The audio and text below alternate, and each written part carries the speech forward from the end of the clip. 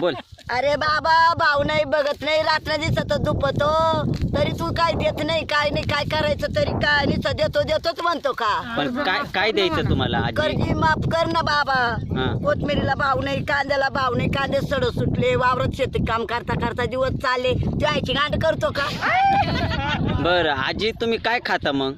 आम्ही खातो भाऊ सरकारी मटण खातो मासे खातो.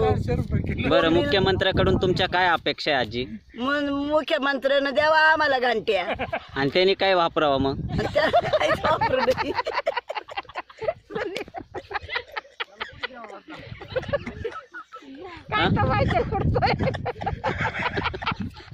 बोला ना आजी.